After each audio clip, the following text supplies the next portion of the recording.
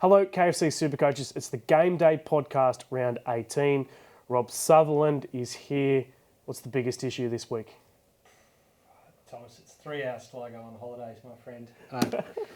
That's the biggest issue, is like maintaining my interest. If you can keep me going for, just for even the 30 minutes of this show, I pretty much, the queue's in the rack. Sorry, mate. When you are like this, there's usually some sort of rant or something that you do to keep yourself interested.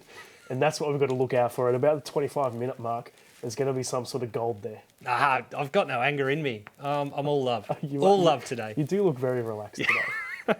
For me, it's trade or not to trade. I obviously need to set up my team for the end of the season. But do I do it this week? I like all these Origin guys. Do I get them in for this week when I've already got a pretty good team? Or do I wait until after Origin? I'm thinking I just wait until after Origin. Yeah. Don't trade this week. I've got a good squad for the bye next week, and then wait and see who backs up, who gets injured in Origin.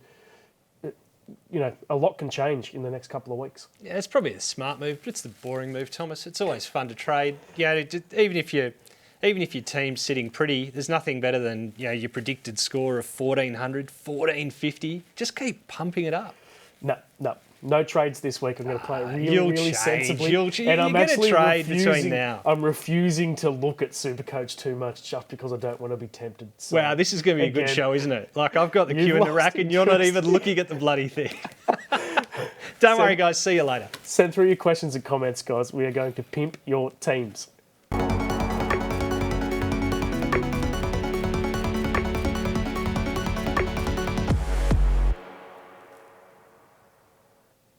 Flick them through on Facebook or on YouTube as well. And of course, if you send through a good zinger, that is just a general good call or a good sledge, you'll get this pop up on the screen.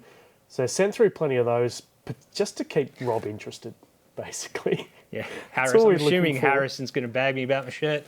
I'm going to get on the front foot. There's nothing better than, knocking it away. I'm going down to Melbourne on my holidays, so I thought I'd dress like a Melbourneite. I've got my black puffer vest out the back. I've got my Blundstones on. I feel I'm already getting into character. So good. I'm just loading up these questions now. So while we're waiting, let's do the burning issues.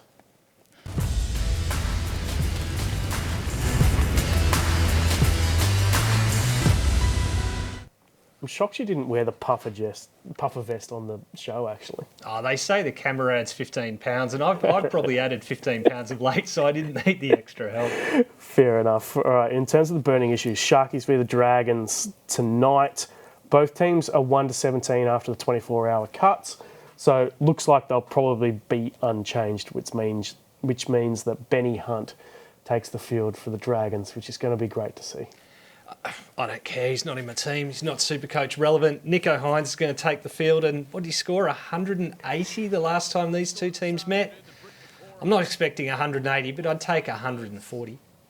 Yep, and that's, Nico putting Nickera through a hole. So both those, obviously you've got a big decision to make on Nico. Do you VC or C tonight?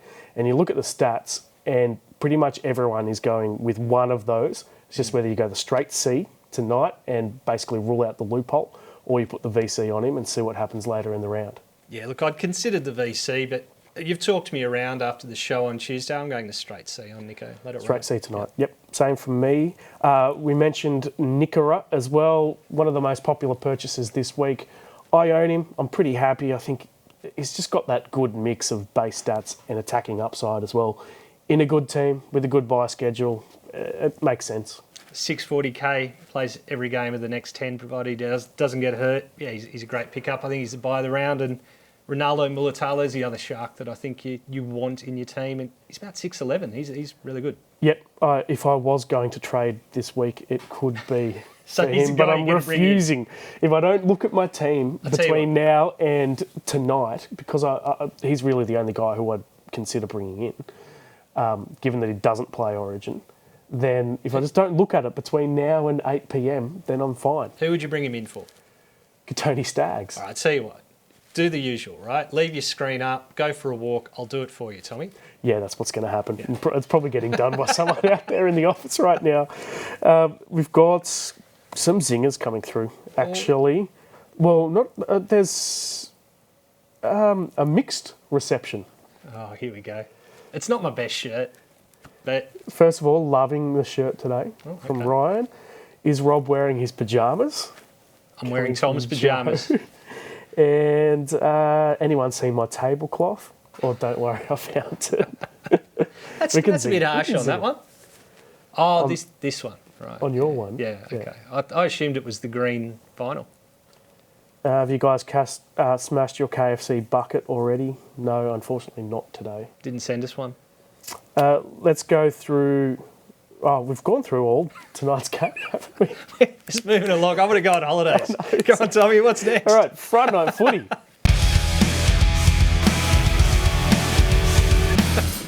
Warriors v the Rabbitohs is the first one on Friday night. 2 games, of course, pretty much a full round. Only the Eels are on the bye. At the Warriors, CNK is pretty popular. I've owned him for the entire season. There were points where I considered selling him, but I just couldn't because he's so involved. His work rate is good. And, of course, he can score tries and set up tries as well. It was 4 try assists on the weekend, I think. It was, I think, all to the same guy. Dallin Watene-Zelezniak, who scored 5. Look, he's 730k, which is an awkward price, but I am getting very close to talking myself into bringing him back. Yeah, it's that classic rule of you sell someone, you never bring them back. Well, I brought Hopgood back and that worked out okay. Maybe this year is the year where we just break with convention. I'm pretty tempted by him. Sean Johnson, do you like this matchup? It seems like a bit of a tough one against the Rabbitohs. I know the Rabbitohs aren't in the best of form, but they still are the Rabbitohs. They're still going pretty well. Yeah, but it's the Warriors at home, and the word is that they're going to be missing at least either their winger or their centre. Now, good halves are very good at picking apart teams who have makeshift outside backs, and that's what combinations, and that's what the Rabbitohs are going to field, at least on one side, with the male being that, what's his name, Tyrone Munro. Yeah. Is going to come in potentially for Kenner, but also hearing that Isaiah Tass is out, and maybe Kenner moves into the centres. Not sure how it's all going to work. Either way, there's changes there, and I think Johnson can find that gap. Yep. Either way, there will be a young gun in that back line somewhere. Cody Walker, do you reckon this is a bit of a danger game for him this week? I mean, obviously last round against the Cowboys, he got flustered early and just never recovered. He kind of he lost his head early and it just never got it back. Chad Townsend is an absolute master at getting under people's skins. Now, I'm assuming in real life Chad's probably not as annoying a bastard as he is on the football field, but on the field you can see that he is a primo sledger, and Cody is a guy who can get rattled, right? Yep. Chad rattled him. Not to mention that the Cowboys rattled South's forward, so that they had the run of that game. And Cody paid the price. Yeah, well, you've got to pick your targets, and Cody Walker is a guy who can certainly get rattled. So well done to Chad there. Storm v the Panthers. Cameron Munster is obviously really popular this week, the most popular player.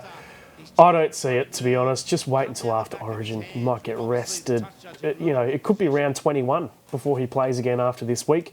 If you can get a decent 17 on the park this round, which you should be able to do, given that only one team's on the bye. It's a big SuperCoach team, mind you, in the Eels. But you should be able to get a good 17 on the park. Just wait until after Origin. See what happens. Blokes could get injured, suspended. Origin 3s, there's been some good brawls in Origin 3s, dead rubbers in the past. So who knows what's going to happen? Look, I agree, but the flip side of that is that if you're a head-to-head player, and those are the people who have a lot of trades left, right? Munster at 666 or something like that is a good price, right? And he's got 124 in his last game, so his BE is pretty low. So I suppose I could get around it there. That's the one time I think I'd be doing it. If not, yeah, I'd wait. Just wait and then boost it up in round 20, round 21. Mate, boosts are meant to be gone by round 9. That's how real players use it. Harry Grant, what do you thought? It was a tough week for him. I actually put the VC on him thinking that he'd fire up. Wow, you really nailed your captaincy picks last week, didn't you? It was a tough week. Yeah. And didn't work out. Munster's back into that team. It's against the Panthers, though. And Grant is one of these guys that can actually go better against the better teams and take it a little bit more easy and let everyone else do it against the easier teams. none of the hooker positions are really working out for me. But Harry Grant is going big and then small and big and small. And I think if you've got him, you've got to play him. Would I be rushing to buy him? Well, if I had nobody else at hooker, I would. It's an interesting move. I don't know. I'm going to play him, but I definitely wouldn't put a VC or a C on any player playing the Panthers. They're just so miserly. Some questions. Hosking to AFB or Mulatalo via Jules? I'd probably go Mulatalo. I'd go Mulatalo. He's got the Dragons this week, and I think it's the Tigers next week. And Fanua Blake's been going great, but as you've said often, like your differential at prop's not going to be huge. Might be 60 points or 70 points, whereas Mulatalo is the guy that can definitely go in the hundreds, and Fanua Blake also has been sort of overscoring tries, if that makes sense, and that should balance out.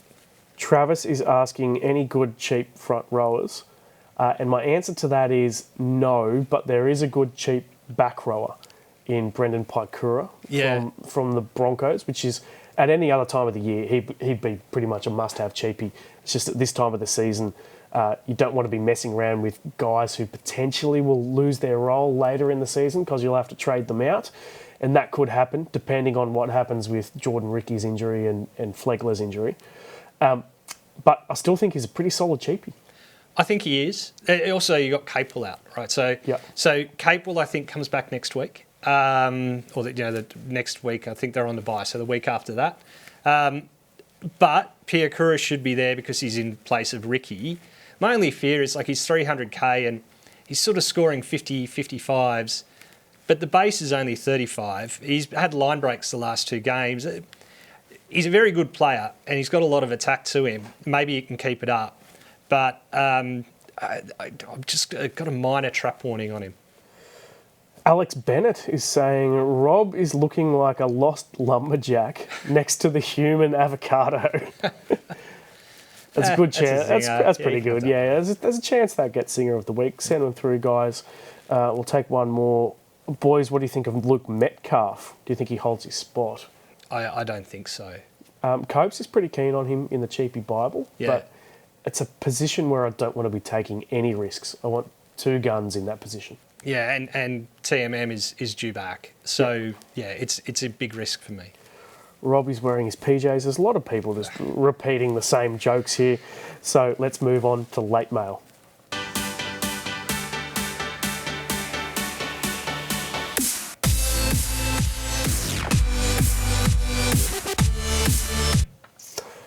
First up, you mentioned it before, but it's Tyrone Munro, the youngster from the Rabbitohs, will make his debut for the Rabbitohs this weekend. We're not sure if it's for Richie Kenner or for Isaiah Tass. If it was Tass, there'd be some sort of backline reshuffle there. If it is for Richie Kenner, I'm going to be devastated because I bought him in as cheapie for last week. Yeah, it would be unfortunate. It seems that Tass is out. I think his partner's having a baby. So that's what I've heard.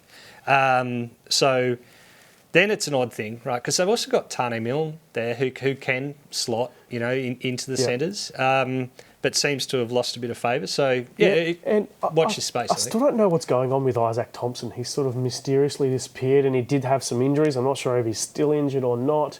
Tane Milne got dropped and just hasn't got a look in since. So that's why I thought Richie Kenner's job security was good for a cheapie. So hopefully he stays in that team. And then Tyrone Munro, look, not a cheapie prospect at this time of the season, but if it happened earlier in the season, you'd think he would be. Hamaso Tabuai-Fidow, so he's going to play left centre this week. Not good news for the Hammer, given how well he's been going at fullback. So if you've held on to him, and he has been great this year for SuperCoach, it's not good. But for Rob Sutherland... Right, that's the smile, yeah. But for the Balali Beasts are loving this. Well, it's good and bad. I was, after he got moved to the bench, I was like, oh, that's it for Cody. And I was really bummed in that Marshall King's return to hooker, I was convinced was going to be the thing that sort of set Nikorima back into the form he was showing a couple of weeks ago. Just that service that you get from a professional hooker as opposed to a fill-in. But this is good. Like he's played a couple of games at fullback and he scored about 65, 70, something like that.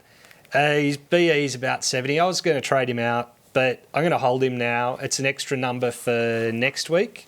Hopefully still at fullback. I mean, Tabuai Fidow goes to the Maroons, so you assume he'd play fullback at least another week. Yep. So, yeah, I'm not too bummed. Reece Walsh, of course, lost at the judiciary on Tuesday night. It was a pretty funny judiciary hearing, to be honest. Went for a long time. It's all right, Mr. Walsh. It's all right, Mr. Walsh. You can say the word in full. Yeah, that's right. No, Carrigan got told you don't have to say F word and C word anymore. You can just say, great stuff. It was good theatre. It went for about 5 hours. At the end of the day, Reece Walsh is out for 3 weeks. So that's proper sell areas for SuperCoach. It is, and it has impacts elsewhere because AJ Brimson is the most likely to come into fullback, and he was like a smoky buy this week. People saying, 520 and in decent form, do I pick him up? Well, the answer is no. Yeah, absolutely. And Ponga, he has ruled himself out for the entire Origin series. Is there who knows? There might be a chance that they call him up, but I don't know. He'd have to stay staunch to the Knights, wouldn't he? Having said that that's what he was going to do. And, they kept picking him after the cubicle incident. Yeah. They overlooked that, then I think he owes them. And owes me because he's in my team. Yes, yeah. And it is going to be a crucial extra number coming up as well. And he's been in incredible form recently. In a team that's not the best, he's just getting involved all the time.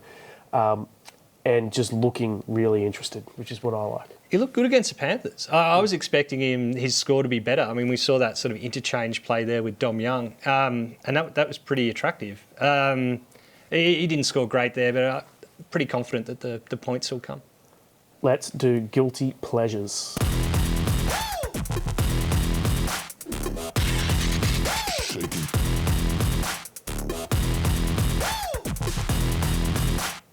Rob, this is the player that you shouldn't pick, but you can't help yourself. Who is it this week? It's the aforementioned CNK for me, Nickel Klukstad. Yep. Not meant to bring back guys that you've previously dropped. You're not meant to pay $730,000 for centres, but he ticks too many boxes for me not to break my own rules. For me, I have absolutely zero guilty pleasures this week. I'm refusing to have any guilty pleasures whatsoever because I'm just refusing to trade, and I'm going to wait until round 20 and see what happens after Origin. Boring. It's pretty boring. It's pretty boring. Let's see if someone has a question that can spice up this podcast at all. We'll get to that in a sec. Let's do Cheapie of the Week.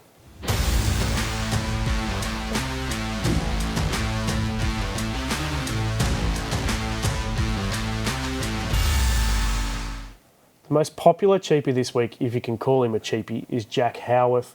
Now, he's not a cheapie. We're not expecting to make money off him. He's enough. You'd be devastated if you made money off him. Yeah, if he plays. The whole, The entire purpose, and maybe people are new to the game and they don't know some of the lingo, and the term is enough. It's a guy that you pick that you don't want to play, right? You're picking him so that he doesn't ruin your chance of a loop, that you don't end up with an automatic emergency nightmare of Franklin Pele with 17 points. You pick them at base price. You try to pick them as a dual position because it gives you flexibility to move players around. Now, Jack Howarth is the gold standard enough and has been his third season, I think. Second season is enough. I don't know. Melbourne Storm like him enough to keep him on in their books, but they don't like him enough to ever play him. So, yeah. Alex Bennett is saying, my guilty pleasure is 8 KFC Wicked Wings for $8.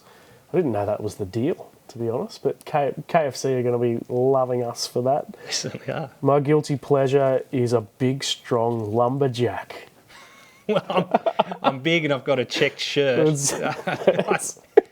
I tick one of those? You're not as strong as you used to be since the shoulder injury. It's but true. I'm sure before that you were extremely strong. Oh, I was a monster.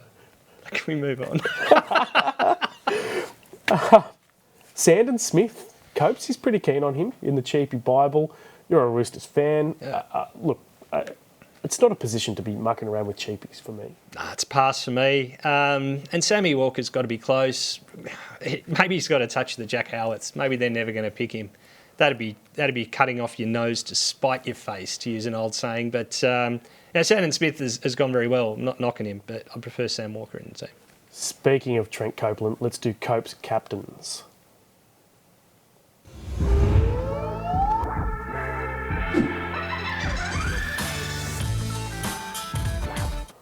Oh, lots of compliments coming for you again, Rob. It's because I know I'm going on holidays. Mate, yeah. Getting rid of that. My clown. guilty pleasure is listening to the beautiful voice of Rob the God Sutherland.